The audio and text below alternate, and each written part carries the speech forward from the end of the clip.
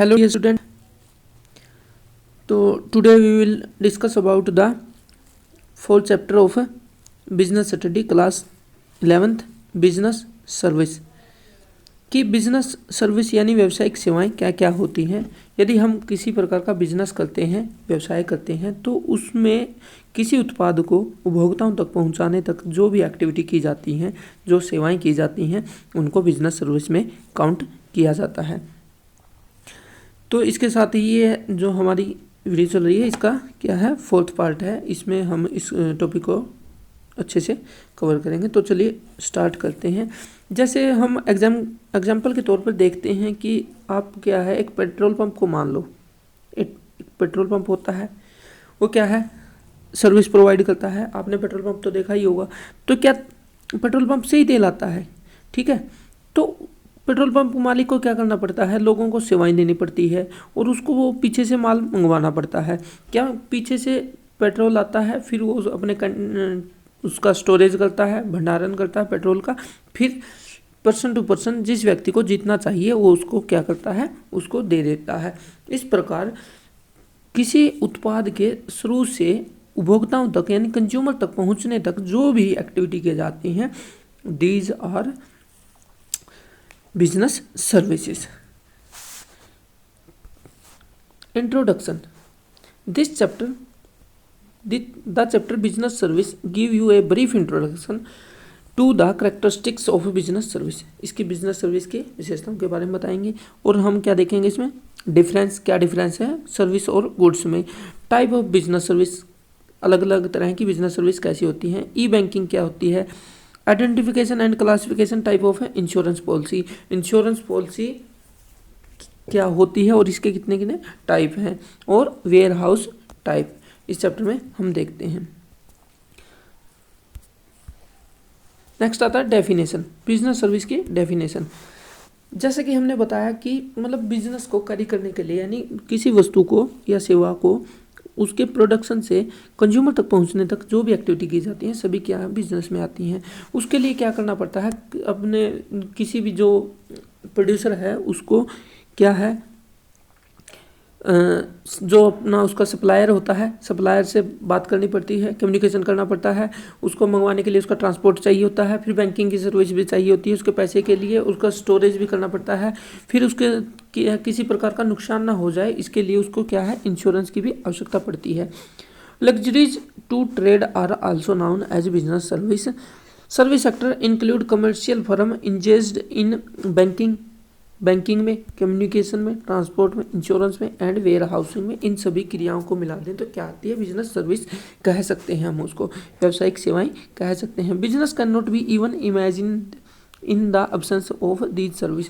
In service के अलावा क्या है, बिजनेस कभी भी एग्जिस्ट नहीं करता है। यदि मान लो बिजनेस से हम क्या हटा दें, ट्रांसपोर्ट को हटा दें, तो यदि एक पेट्रोल पंप मालिक है उसको ट्रांसपोर्ट हटा दिया गया, उसमें से जो उसको कच्चा माल मिलता था यानी उसको पेट्रोल डीजल मिलता था वो कहाँ से लाएगा, अब किसके द्वारा वो उसको अलग अलग जगह पे पहुँचाएगा, जिससे क्या है कि उसका बिजनेस नहीं चल सकता। इसी प्रकार ये सभी एक्टिविटी हैं जो किसी बिजनेस के लिए इम्पोर्टेंट रोल प्ले करती हैं। All these service collectively constitute the service sector. ये सभी मिलकर क्या है, सर्विस सेक्टर का निर्माण करती हैं। नेक्स्ट हम देखते हैं कि nature, feature and characteristics of service की सर्विस की क्या क्या नेचर हैं, फीचर हैं, विशेषताएं हैं, क्या क्या होती हैं। सबसे पहले आता है इंटेंजिबिलिटी, मतलब अमूर्तता। कोई भी सर्विस होती है वो क्या होती है, अमूर्त होती है। उसको हम देख नहीं सकते हैं, ना ही उसको छू सकते हैं, उसको हम केवल फील कर सकते हैं कि हमें ये सर्विस प्रोवाइड हुई है। अब मान लो कोई व्यक्ति बीमार हो गया, ठीक है, डॉक्टर आता है, वो क्या है, विशेषज्ञ है, प्रोफेशनल है, तो डॉक्टर आता है, डॉक्टर आके उसको क्या है, ट्रीटमेंट देता है। तो क्या हम उसको देख सकते हैं, नहीं देख सकते। हाँ, उसको हम फील ज़रूर कर सकते हैं कि क्या है कि पहले कोई व्यक्ति बीमार था, फिर उसके ट्रीटमेंट के बाद वो ठीक हो गया है। इसको केवल हम फील कर सकते हैं। इसी प्रकार हम एक, जैसे हम मैनेजमेंट पढ़ रहे हैं तो इसी प्रकार हम एग्जांपल ले सकते हैं मैनेजमेंट का। मैनेजमेंट भी क्या है, एक इंटेंजिबल फोर्स है। इंटेंजिबल फोर्स कैसे है कि मैनेजमेंट को हम देख नहीं सकते कि कैसे कैसे मैनेजमेंट है, नहीं, हम केवल इस बात को फील कर सकते हैं यदि कोई कंपनी अच्छे से प्रोग्रेस कर रही है, उसके प्रॉफिट अच्छे आ रहे हैं, तब उसमें हम ये बात मान सकते हैं कि उसका मैनेजमेंट बेटर होगा क्योंकि वह अच्छे रिजल्ट ला रही है। इसके विपरीत यदि कोई कंपनी अच्छे रिजल्ट नहीं ला रही है, उस कंडीशन में क्या होगा उसकी, उसका मैनेजमेंट में दिक्कत है। सेकंड हम देखते हैं इनकंसिस्टेंसी, मतलब इनकंसिस्टेंसी मतलब होता है कि क्या है, बेजोड़, मतलब जो सेवाएं होती हैं वो क्या है, बेजोड़ होती हैं। इसमें ऐसा नहीं होता कि पार्ट में हम डिवाइड नहीं कर सकते, क्या है, ये दोनों एक साथ मिलकर की जाती हैं। जैसे कोई वो है, कोई बीमार है, तो उस कंडीशन में डॉक्टर का और मरीज का दोनों का एक साथ होना ज़रूरी है। हम किसी प्रोडक्ट की तरह ऐसा नहीं होता कि हम किसी प्रोडक्ट को क्या है अकेले प्रोडक्ट को ला सकते हैं, लेकिन सेवा में जो सेवा प्रोवाइड कर रहा है उसका होना बहुत ज़रूरी होता है। इन सेपरेबिलिटी मतलब अभिन्नता, हम इसको क्या है अलग नहीं कर सकते, ठीक है, इनको एक साथ ही क्या किया जाएगा, कवर किया जाता है, इनमें अलग नहीं होते। फोर्थ है इन्वेंट्री और स्टोरेबिलिटी, कोई भी सर्विस है हम उसको क्या है स्टोर नहीं कर सकते, उसको क्या जिस टाइम उसकी ज़रूरत होगी हम केवल उसी टाइम उसका प्रोडक्शन होगा और उसी टाइम उसका कंजप्शन होगा, इनको क्या है स्टोर नहीं किया जा सकता। फिफ्थ है इन्वॉल्वमेंट, दोनों का इन्वॉल्व होना इसमें बहुत ज़रूरी है, जो प्रोड्यूसर है और जो कंज्यूमर है दोनों का इन्वॉल्वमेंट इसमें ज़रूरी है, तभी कोई क्या है सर्विस होती है। नेक्स्ट हम देखते हैं difference between service and goods, goods और सर्विस में क्या डिफरेंस है, नेचर देखते हैं। सर्विस क्या होती है, एन एक्टिविटी और ए प्रोग्रेस, कोई भी एक्टिविटी कर रहे हैं हम, प्रोग्रेस कर रहे हैं, ठीक है, उसको क्या कहते हैं, सर्विस कहते हैं। जैसे आप क्या है सिनेमा में क्या है एक पिक्चर देख रहे हैं, ठीक है, उसको क्या है सर्विस मान सकते हैं। आप किसी लॉयर से सहायता ले रहे हैं, वो भी सर्विस आती है।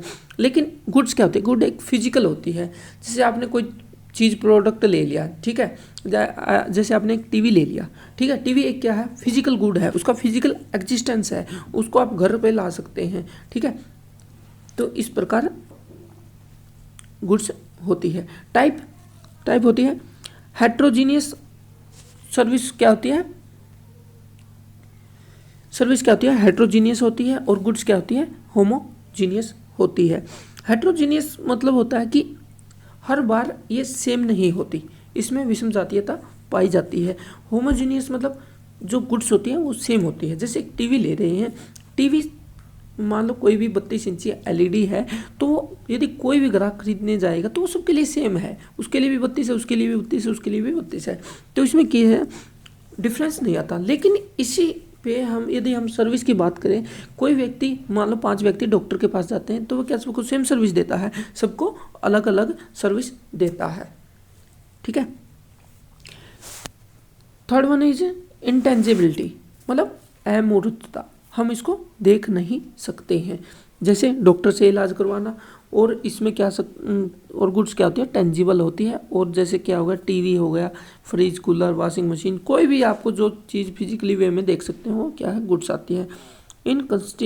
इनकंसिस्टेंसी में हम देखते हैं कि difference customer having difference demand, different customer having different demand, ठीक है, प्रत्येक व्यक्ति की अपनी अलग अलग क्या होती है सर्विस होती है। और गुड्स में क्या होता है different customer getting standardise demand fulfil, इसमें एक स्टैंडर्ड सेट कर दिया जाता है कि ये तो इसमें होगा ही। नेक्स्ट है इनसेपरेबिलिटी, हम इनको अलग नहीं कर सकते। सिमिल्टेनियस प्रोडक्ट एंड कंजप्शन, जो इसका प्रोडक्शन होता है और कंजप्शन होता है एक ही टाइम पर होता है। जैसे eating an ice cream in A restaurant, वहीं पे सर्विस हुई और वहीं पे हमने क्या कर ली कंज्यूम कर ली। जैसे हम सिनेमा का एग्जांपल लें तो सबसे बेस्ट एग्जांपल है, जैसे सिनेमा में कोई मूवी वॉच कर रहे हैं तो वहीं पे तो मूवी चल रही है, सर्विस प्रोवाइड हो रही है, और हम वहीं पे उसको क्या कर रहे हैं कंज्यूम कर रहे हैं। लेकिन गुड्स के मामले में क्या होता है, गुड्स के मामले में हम क्या है अलग कर सकते हैं इसको, ठीक है। उसको क्या है, जो उसका प्रोड्यूस है उसका प्रोडक्शन अलग जगह हो सकता है और उसका कंजप्शन अलग जगह हो सकता है। इस प्रकार ये क्या था, एग्जाम्पल था गुड्स एंड सर्विस में। नेक्स्ट हम देखते हैं टाइप ऑफ सर्विस। सर्विस कितने टाइप की होती हैं, ऐसे कौन कौन सी टाइप हैं सर्विस के। सर्विस होती है बिजनेस सर्विस, सोशल सर्विस और पर्सनल सर्विस। बिजनेस सर्विस क्या होती है, जब भी कोई एक बिजनेस क्या है रन करता है, ठीक है, उसको रन करने के लिए अच्छे से सुचारू रूप से चलाने के लिए जिस सर्विस की आवश्यकता होती है उसको बिजनेस सर्विस कहते हैं। जैसे कोई use by A business firm, business firm के द्वारा क्या की जाती है, यूज की जाती है। इसमें क्या कहता है, banking, insurance, warehousing, transportation and communication, ये सभी बैंकिंग बिजनेस सर्विस में आती हैं। नेक्स्ट हम देखते हैं सोशल सर्विस। अब जब भी कोई बिजनेस एग्जिस्ट करता है वो सोशल यानी समाज में रहकर करता है, तो उसका समाज के प्रति भी कुछ दायित्व होता है जिसको वो फुलफिल करता है। These are provided voluntary for the welfare of weaker section. इस ये क्या है, किसी बिजनेस के द्वारा अपनी इच्छा से स्वेच्छा से समाज के वीकर सेक्शन या जो गरीब तबका है उसको प्रोवाइड की जाती है, उसको क्या कहते हैं, सोशल सर्विस कहा जाता है। पर्सनल सर्विस क्या होती है, पर्सनल सर्विस होती है कि प्रत्येक व्यक्ति के लिए अलग अलग वेरिएशन, जैसे कोई टेलर हो गया, ब्यूटी पार्लर हो गया, ठीक है, कोई सैलून हो गया, तो ऐसा तो है नहीं कि कोई भी सैलून वाला है कि प्रत्येक व्यक्ति जो भी होता है सबके एक जैसे बाल काटता है, नहीं, इंडिविजुअल इंडिफरेंस होता है उसमें। प्रत्येक व्यक्ति अपनी पसंद के अकॉर्डिंग अलग अलग तरह से वस्तुओं और सेवाओं की डिमांड करता है। नेक्स्ट हम देखते हैं बैंकिंग सर्विस। सर्विस में क्या आता है, बैंकिंग सर्विस। बैंकिंग सर्विस क्या होती है, बैंक, जैसा कि आप नाम सुना ही होगा, बैंक आप डेली लाइफ में देखते होंगे। तो बैंक हमें क्या क्या सर्विस प्रोवाइड करता है। Bank is an institution that accept deposit, क्या है, डिपॉजिट को एक्सेप्ट करता है, विड्रॉल करता है, चेक की क्या है हमें फैसिलिटी प्रोवाइड करता है, और लोन देता है, और advance for the purpose of earning profit, क्या है, एडवांस हमें देता है लाभ कमाने के उद्देश्य से। ये सभी क्या है, बैंक के काम है। बैंक ऐसा कोई भी ऑर्गेनाइजेशन जो क्या है डिपॉजिट एक्सेप्ट करती है, लोगों को लोन प्रोवाइड करती है और वो विड्रॉल कर सकते हैं, उसको क्या बोलते हैं, बैंकिंग सर्विस में आते हैं। अब देखते हैं कि टाइप ऑफ बैंक कौन कौन से टाइप होते हैं बैंक के। बैंक के जनरली क्या होता है, commercial bank, cooperative bank, specialised bank and central bank. Commercial bank कौन से होते हैं, कमर्शियल बैंक जो पब्लिक को क्या है सर्विस प्रोवाइड करते हैं वो कमर्शियल बैंक होते हैं। और कोऑपरेटिव बैंक होते हैं जो सरकार द्वारा ग्रामीण क्षेत्रों में छोटे छोटे क्या है इसके बैंकिंग के समावेशन को प्राप्त करने के लिए छोटे छोटे बैंक खोले गए हैं, उनको कोऑपरेटिव बैंक कहा जाता है। और स्पेशलाइजेशन बैंक होते हैं कि किसी विशेष सेक्टर के बैंक जो केवल उसी में स्पेशलाइज होते हैं उसको स्पेशलाइज बैंक बोलते हैं। जैसे Exim bank, export import bank, ये क्या है, स्पेशल आयात और निर्यात के लिए बनाया गया है। और नेक्स्ट है सेंट्रल बैंक। प्रत्येक देश में एक सेंट्रल बैंक होता है जो सभी बैंकों पर क्या करता है, सभी बैंकों का अच्छे से ध्यान रखता है, उनकी एक्टिविटी को नोट करता है, जिससे क्या होता है वो किसी अनफेयर एक्टिविटी नहीं कर पाते हैं, ठीक है। जैसे हमारा रिजर्व बैंक ऑफ इंडिया है जो किसके अकॉर्डिंग काम करता है, रिजर्व बैंक एक्ट फॉर भारतीय बैंक नियमन अधिनियम 1949 के अकॉर्डिंग क्या है ये बैंक काम करते हैं। इसमें सबसे पहला है कमर्शियल बैंक। कमर्शियल बैंक क्या होता है, वे संस्था या वे बैंक जो मुद्रा में व्यापार करते हैं, और ये क्या है किसके द्वारा इनका अधिनियम किया जाता है, भारतीय बैंक नियमन अधिनियम 1949 के द्वारा क्या है इन पर देखरेख की जाती है। इसके द्वारा यह क्या करते हैं, इसमें बताया गया कि बैंकिंग का अर्थ क्या है, ऋण देने तथा विनियोग करने के लिए जमा स्वीकार करना है, ठीक है। ये दो टाइप के बैंक होते हैं, एक तो होता है प्राइवेट बैंक यानी निजी क्षेत्र, दूसरा होता है सार्वजनिक बैंक यानी पब्लिक सेक्टर बैंक। सार्वजनिक बैंक यानी पब्लिक सेक्टर बैंक वे होते हैं जिसमें सरकार का एक बड़ा हिस्सा होता है, मतलब जिसमें 51% से ज़्यादा शेयर क्या होता है, गवर्नमेंट के पास होता है, और इसका देख रेख कामकाज सबके पास किसके पास होता है, गवर्नमेंट के पास होता है। और पब्लिक सेक्टर बैंक में हम मेनली देख सकते हैं भारतीय state bank, Punjab national bank, Indian overseas bank, ये सभी क्या है, पब्लिक सेक्टर बैंक हैं। प्राइवेट बैंक वे बैंक होते हैं जिनका क्या होता है कि कैपिटल का 51% से ज़्यादा शेयर प्राइवेट सेक्टर के पास होता है, उनको प्राइवेट सेक्टर बैंक कहा जाता है। इसमें मेनली क्या है, HDFC बैंक है, ICICI बैंक है, कोटक बैंक है, महिंद्रा बैंक है, ठीक है। इस प्रकार के बैंक ये क्या है, प्राइवेट बैंक है। नेक्स्ट आता है कोऑपरेटिव बैंक। कोऑपरेटिव बैंक यानी सहकारी बैंक कौन से होते हैं, जो राज्य सहकारी समिति अधिनियम के प्रावधानों के द्वारा बनाए जाते हैं या उनसे शासित होते हैं, ठीक है। इनका काम क्या होता है कि ये अपने जो सदस्य होते हैं उनको सस्ती दरों पर ऋण प्रोवाइड करने का यानी लोन प्रोवाइड करने का काम करते हैं। जैसे इनका क्या होता है, इनका मेन पर्पज होता है कि बैंकों का समावेशन करना। समावेशन का अर्थात ये मतलब है कि छोटे से छोटे व्यक्ति यानी प्रत्येक गांव शहर में बैंक की सर्विस प्रोवाइड की जाए, इसलिए छोटे छोटे कस्बों में इनका क्या है, इनको ओपन किया गया है। और ये स्पेशलाइज किसके लिए होते हैं, एग्रीकल्चर के लिए होते हैं, जिसमें किसान क्या है, एग्रीकल्चर अपने क्या है, कृषि के लिए लोन ले सकते हैं। नेक्स्ट है स्पेशलाइज्ड बैंक। स्पेशलाइज्ड यानी विशिष्ट बैंक। विशिष्ट बैंक कौन से होते हैं, जो किसी विशेष उद्देश्य के लिए बनाए जाते हैं, जैसे आयात निर्यात बैंक यानी एग्जिम बैंक बोला जाता है इसको। नेक्स्ट है सेंट्रल बैंक। सेंट्रल बैंक जैसे हमारे RBI है, रिजर्व बैंक ऑफ इंडिया है, कि प्रत्येक देश में एक ऐसा बैंक होता है जो उस देश के सभी बैंकों पर क्या है, उसकी गतिविधियों पर सुपरविजन करता है, कंट्रोल करता है, उनको रूल रेगुलेशन प्रोवाइड करता है। ये क्या होता है, सेंट्रल बैंक का काम होता है। और ये जो मनी एंड क्रेडिट संबंधी जितनी भी पॉलिसी हैं उनको इंट्रोड्यूस करता है।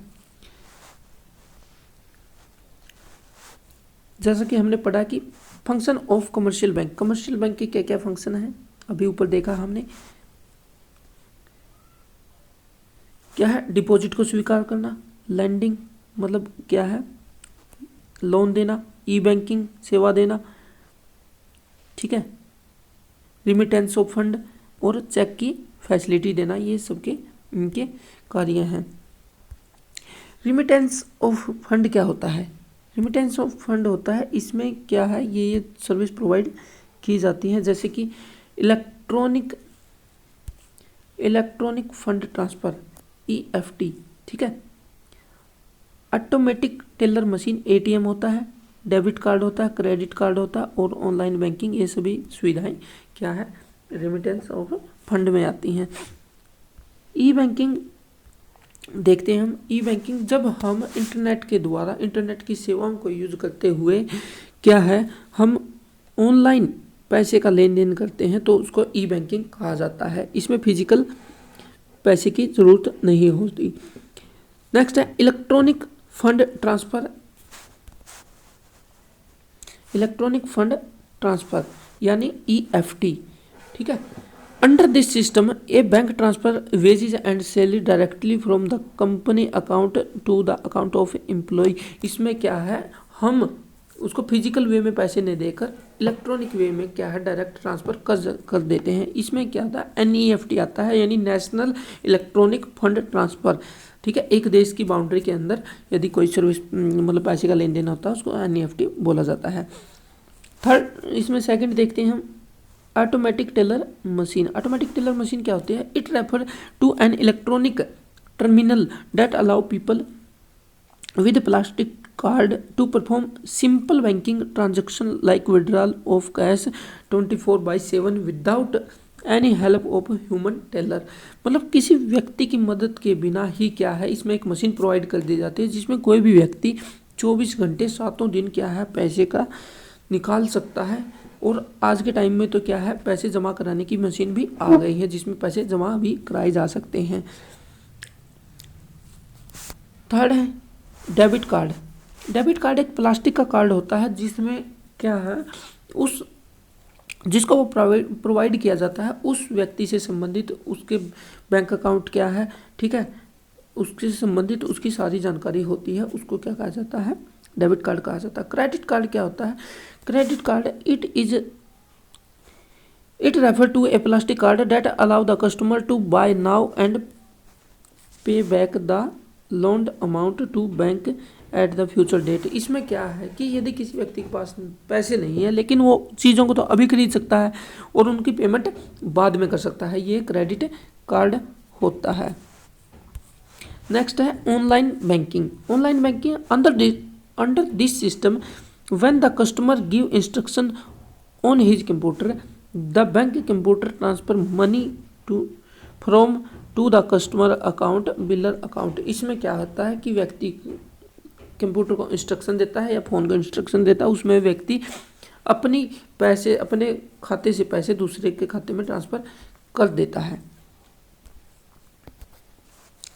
और बैंकिंग सर्विस में नेक्स्ट आती है इंश्योरेंस। इंश्योरेंस होता है, अब जब भी बैंकिंग सर्विस की जाती है तब उसमें जोखिम बना रहता है। बगैर जोखिम के क्या है, बिजनेस सर्विस कभी भी नहीं होती।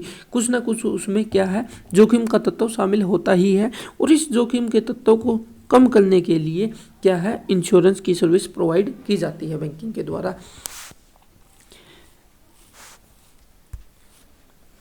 It is a contract whereby in exchange of fix consideration on one party promise to pay a fixed amount either at happening of an event or at expiry of a certain period। इसमें क्या है कि दो party के बीच में एक consideration यानी एक क्या होता है, कॉन्ट्रैक्ट होता है। यदि या तो उसको किसी तरह का नुकसान होता है उस कंडीशन में, या उसकी क्या है टाइम पीरियड पूरा हो जाता है, उस कंडीशन में क्या है पैसे का ट्रांसफ़र कर दिया जाता है, इसको इंश्योरेंस बोला जाता है।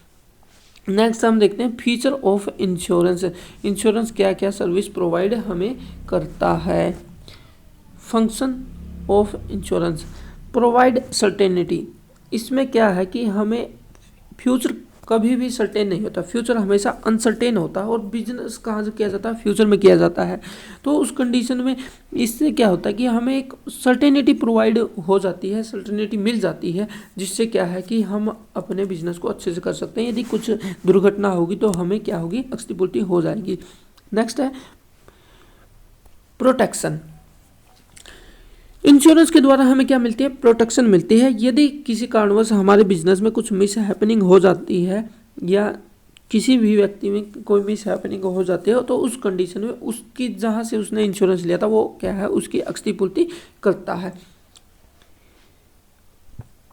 थर्ड है रिस्क शेयरिंग। इंश्योरेंस क्या काम करता है, रिस्क शेयरिंग का काम करता है। ये कैसे काम करता है, आइए चलो बताते हैं। इंश्योरेंस में क्या होता है कि मान लो एक पार्टी है, इसने इंश्योरेंस करवा दिया, और ये क्या है, एक फर्म है जो इंश्योरेंस कर रही है, इसने इससे इंश्योरेंस करवा दिया। अब क्या है, इसके पास और भी हैं जिसने क्या है CDEFGH, ये भी फर्म है जिन्होंने क्या है अपना इंश्योरेंस करवाया हुआ है। लेकिन क्या होता है कि एक ही जो फर्म है उसमें क्या लग जाती है, आग लग जाती है, फायर, जिसकी वजह से इसका नुकसान हो जाता है। तो उस कंडीशन में क्या है, ये जो इंश्योरेंस वाली कंपनी है इसको क्या है पैसा प्रोवाइड करती है, ठीक है। और इसके बदले में क्या था, ये प्रीमियम पे कर रहा था इसको, ठीक है। इसी तरह ये भी क्या कर रहे हैं, प्रीमियम पे कर रहे हैं इसको, कंपनी को, कि नियर फ्यूचर क्या हो गया कि किसी तरह का नुकसान हो गया तो इसकी भरपाई हो जाए।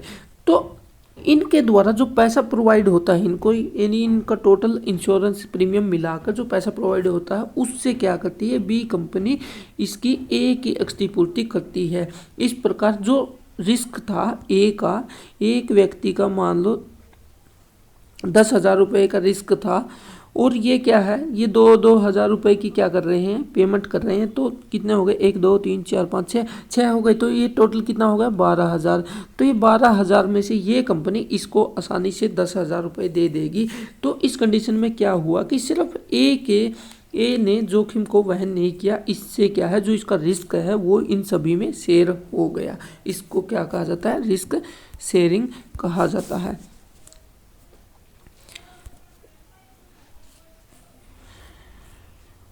असिस्ट इन कैपिटल फॉर्मेशन, इसके द्वारा कैपिटल फॉर्मेशन होता है। कैपिटल फॉर्मेशन कैसे होता है? मतलब कोई हम इंश्योरेंस पॉलिसी लेते हैं, यदि हमारी क्या होती है किसी तरह की मिस हैपनिंग नहीं होती है, दुर्घटना नहीं होती, तो उस कंडीशन में क्या होता है जब उसका टाइम पीरियड पूरा होता है तब वो पैसा हमें एक साथ मिल जाता है।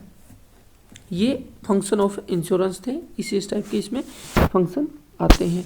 नेक्स्ट हम देखते हैं fundamental principle of insurance. Insurance के प्रिंसिपल क्या क्या हैं?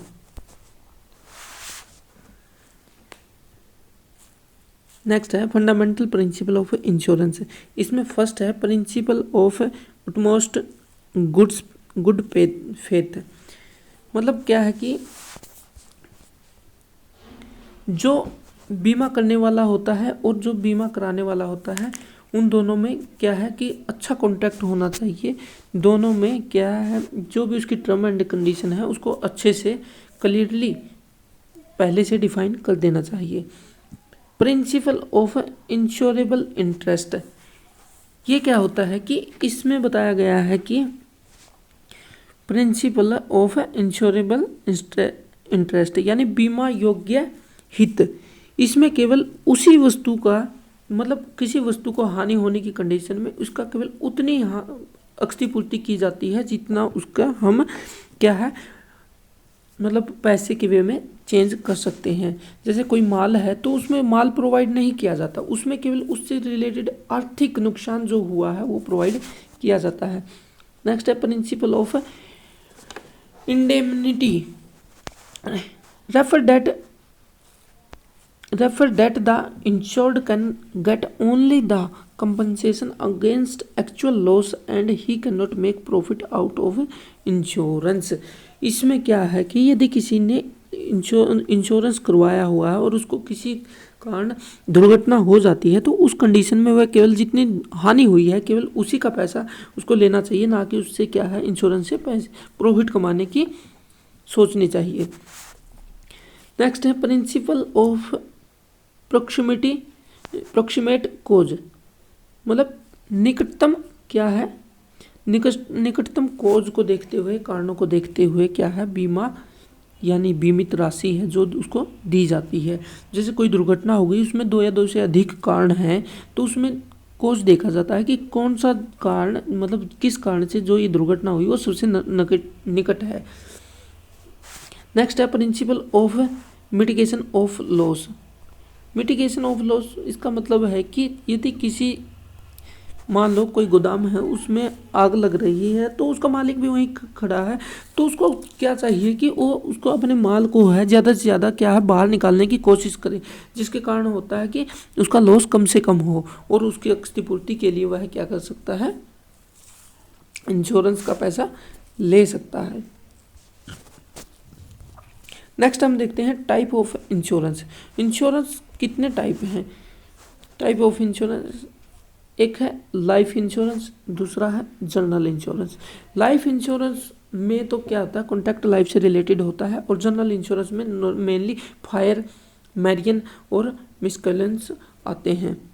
इसको हम देखते हैं आगे क्या क्या है। Life insurance it is a contract, life insurance policy वो होती है जनरली यदि किसी व्यक्ति को दुर्घटना से उसकी मृत्यु हो जाती है तो उस कंडीशन में जो उस पर आश्रित लोग हैं उनको क्या है पैसा दे दिया जाता है, उनकी लाइफ बेटर हो जाती है। It is a contract under which the insurer in consideration of a premium undertake to pay a fix sum of money on the death of the insured, जिसने बीमा करवाया था उसकी डेथ पर, और the expiry of specified period of the time. यदि तो या तो क्या उसकी डेथ होनी चाहिए और या क्या हो उसका जो टाइम पीरियड है वो कंप्लीट हो जाना चाहिए। उस कंडीशन में क्या है जो इंश्योरर जो बीमा करने वाला है उसको क्या है पैसे प्रोवाइड करता है। नेक्स्ट होता है फायर इंश्योरेंस। फायर यदि अग्नि की वजह से आग की वजह से हमें किसी प्रकार की नुकसान होता है तो उसको फायर इंश्योरेंस की कैटेगरी में डाला जाता है। मैरियन इंश्योरेंस, मैरीन इंश्योरेंस होता है समुद्री बीमा। समुद्री बीमा में क्या क्या आता है, जैसे समुद्री जहाज होते हैं, समुद्री जहाज क्या है कई कई दिनों तक अपने माल को लेके जाते हैं, तो उस कंडीशन में क्या होता है कि उनके साथ कई बार दुर्घटना हो जाती है, तो उसको क्या कहा जाता है, मैरीन इंश्योरेंस कहा जाता है। इसमें मेनली इंश्योरेंस होता है वो 3 टाइप से होता है। क्या किस किस का होता है, एक तो जहाज का बीमा होता है, जहाज को किसी प्रकार का नुकसान हो जाए। दूसरा माल का बीमा होता है जो उसमें कैरेज है उसका बीमा। और तीसरा होता है भाड़ा बीमा, यानी जो उसका कैरेज बनता है, फ्राइट बनता है, उसका बीमा। देखते हैं, a marine insurance is an agreement whereby the insurer undertake to indemnify the insured loss against the perils of sea, यानी समुद्र में किसी दुर्घटना की वजह से क्या है उनको इंश्योर करता है कि उसको पेमेंट वह करेगा। अब इनमें डिफरेंस देखते हैं कि डिफरेंस क्या क्या होता है। सब्जेक्ट मैटर क्या होता है, सबसे पहले तो लाइफ इंश्योरेंस में ह्यूमन का होता है, इसमें संपत्ति का होता है, और इसमें मैरिन में शिप, कार्गो और या फ्राइट यानी उसके भाड़े का होता है। एलिमेंट क्या क्या होते हैं इसमें, बोथ प्रोटेक्शन एंड इन्वेस्टमेंट, इसमें दोनों मिलती हैं, प्रोटेक्शन और इन्वेस्टमेंट। और फायर इंश्योरेंस में ओनली प्रोटेक्शन, मैरिन में भी ओनली प्रोटेक्शन मिलती है। इंश्योरेबल इंटरेस्ट क्या होता है, must be present at the time of effecting the policy, जब पॉलिसी इफेक्ट होती है उस टाइम प्रोवाइड किया जाता है। Must be present both the time of effecting the policy as well as when the claim fall due, या तो policy effect हो जाती है और या फिर क्या होता है किसी प्रकार का क्लेम आता है तो उस कंडीशन में इसको प्रोवाइड किया जाता है। और थर्ड वन हम देखते हैं मैरियन में क्या होता है, ओनली क्लेम के टाइम में इसको प्रोवाइड किया जाता है। ड्यूरेशन कितनी होती है इनकी, ड्यूरेशन सबसे पहले तो ह्यूमन वाले की यानी लाइफ इंश्योरेंस की यूजुअली 1 साल से ज़्यादा होती है, और ये एक फायर इंश्योरेंस 1 साल के अंदर अंदर होता है। और ये होता है कि पीरियड कितना टाइम पीरियड के लिए वो जा रहा है, कहाँ जा रहा है, इससे रिलेटेड क्या होता है मैरिन इंश्योरेंस होता है। Indemnity, indemnity not based on the principle of indemnity, ये इंडेमिनिटी के प्रिंसिपल पर बेस नहीं है। It is a contract of indemnity, it is a contract of indemnity, ठीक है। एक सरेंडर वैल्यू क्या होती है, हैज ए सरेंडर वैल्यू, इसकी सरेंडर वैल्यू होती है does not have any surrender value, does not have any surrender value. मतलब क्या है कि यदि किसी तरह का कोई नुकसान नहीं होता तो बाद में क्या है ह्यूमन वाले यानी लाइफ इंश्योरेंस में तो क्या है उसको बाद में पेमेंट मिल जाती है, और इन दोनों कंडीशन में बाद में किसी प्रकार की पेमेंट नहीं मिलती है यदि नुकसान नहीं होता है तो। नेक्स्ट है type of life insurance policy. Type of life insurance policy कौन सी होती हैं, सबसे पहले है होल लाइफ एश्योरेंस, पूरी जिंदगी का इंश्योरेंस। एंडोमेंट, यदि किसी दुर्घटना हो जाती है तो उस कंडीशन में क्या होता है। और combination of whole life and endowment. और क्या होता है चिल्ड्रन एजुकेशन पॉलिसी, कई बार लोग क्या करते हैं कि अपने बच्चों के एजुकेशन से रिलेटेड भी लोन ले मतलब बीमा करवा लेते हैं, ठीक है, ताकि नियर फ्यूचर में जब उनके बच्चे के एजुकेशन की प्रॉब्लम ना आए। एन्युटी पॉलिसी, इसमें क्या होता है कि एक फिक्स टाइम के बाद क्या है हमें अपनी इंश्योरेंस की पेमेंट करनी पड़ती है। नेक्स्ट आता है हमारे पास कम्युनिकेशन सर्विस।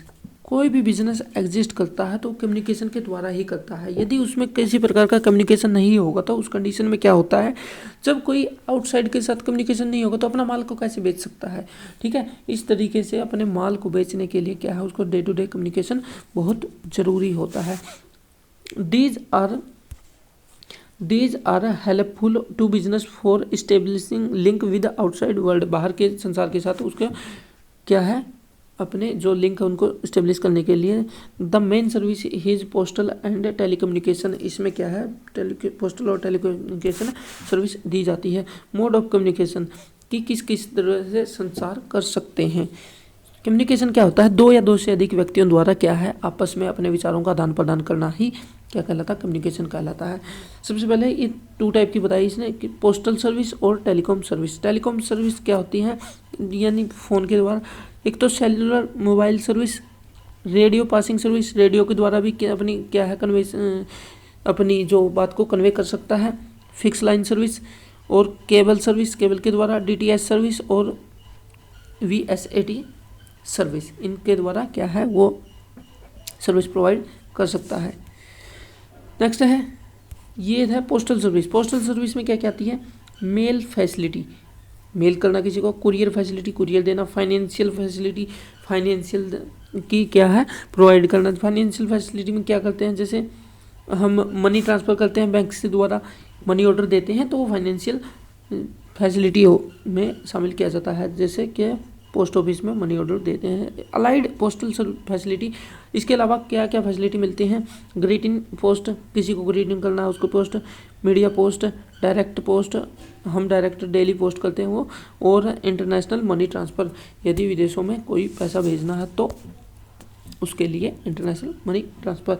नेक्स्ट हम देखते हैं कि ट्रांसपोर्ट। ट्रांसपोर्ट के बिना कोई भी बिजनेस एग्जिस्ट कर ही नहीं सकता किसी भी कंडीशन में, क्योंकि बिजनेस में क्या होता है मेनली, यदि बिजनेस देखें तो यही हमारा क्या है, ए पार्टी है, ये बिजनेस है, और ये क्या है कि कंज्यूमर है।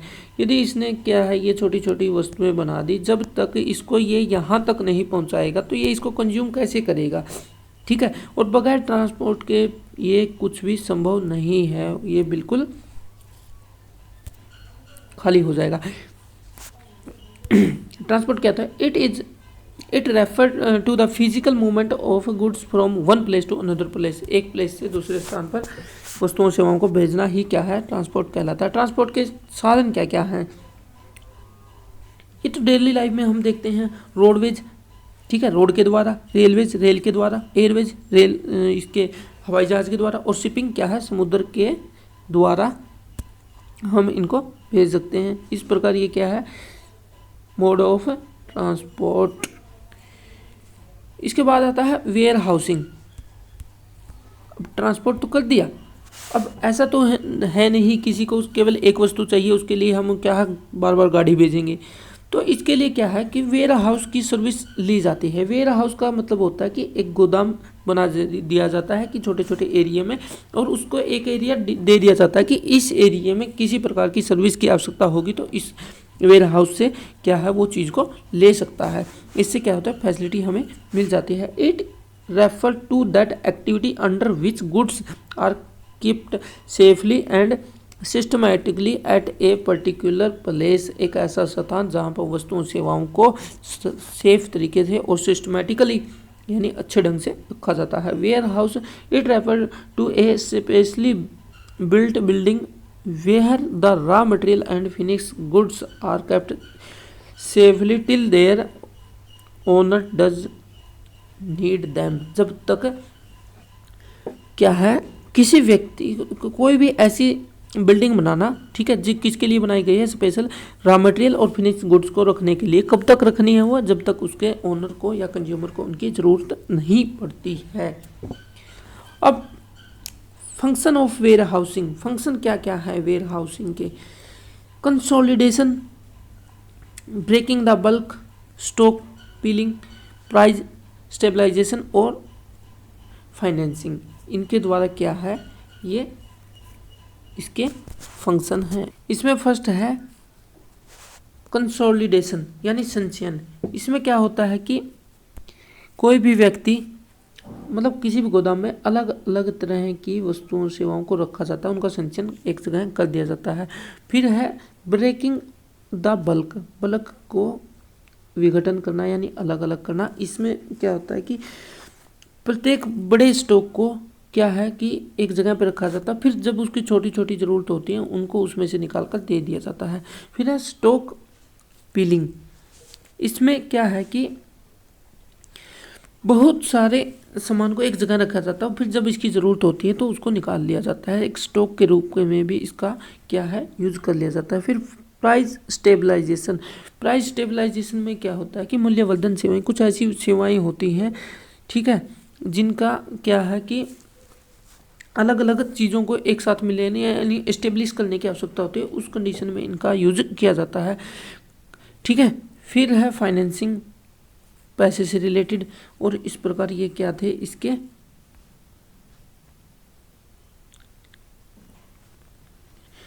फाइनेंसिंग सर्विस क्या होती है कि कुछ वेयर हाउस होते हैं जो क्या करते हैं कि उसको माल को ले लेते हैं, माल को रखने के बदले में उसके क्या करते हैं, कुछ पैसे प्रोवाइड करते हैं कि इस माल का इतना है, और उसको यदि किसी मालिक को किसी पैसे की आवश्यकता तो वो पैसे उनको दे देता है, बाद में उसके पैसे वापस लेके और उनका माल वापस लौटा देते हैं।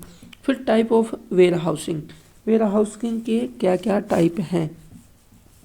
वेयर हाउसिंग के टाइप देखते हैं हम। Type of warehouse: private, public, bonded, government और कोऑपरेटिव। प्राइवेट क्या होता है कि प्राइवेट वेयर हाउस वह होता है कि जो पूर्णतः निजी व्यक्ति द्वारा खोला जाता है, उसको प्राइवेट वेयर हाउस कहते हैं। पब्लिक वे होता है कि जो पब्लिक के लिए होता है, ठीक है। प्राइवेट होता है जो केवल कोई व्यक्ति अपने माल या सेवा को रखने के लिए यूज करता है। पब्लिक होता है जो सभी पब्लिक उसका यूज कर सकती है कुछ चार्ज देकर। बॉन्डेड होते हैं कि बंधक, मतलब जैसे कि ये बंदरगाहें होती हैं उस पर जो भी क्या है वेयर हाउसेस बनाए जाते हैं उनको क्या है किराए पे ले लिया जाता है, बॉन्ड उनके साथ कॉन्ट्रैक्ट कर लिया जाता है, कुछ टाइम के लिए अपने माल को वहाँ पर रख सकते हैं। नेक्स्ट है गवर्नमेंट। गवर्नमेंट का क्या होता है कि गवर्नमेंट अपने सामान को क्या है रखने के लिए अपने गोदाम सेट करती है, ठीक है, तो उसको गवर्नमेंट कहते हैं। और कोऑपरेटिव सोसाइटी, कुछ व्यक्ति मिलकर एक गोदाम का सेटअप करते हैं, उसको कोऑपरेटिव सोसाइटी कहते हैं। जैसे ये मार्केटिंग कमेटी होती है ना अनाज वगैरह रखने के लिए, इस प्रकार ये इनका यूज करती हैं। इसी के साथ ही क्या है ये हमारा चैप्टर कंप्लीट होता है। और ज़्यादा से ज़्यादा क्या करें, लाइक करें, शेयर करें, सब्सक्राइब करें। यदि आप वीडियो अच्छी लगी तो चैनल को सब्सक्राइब जरूर करें। Thank you.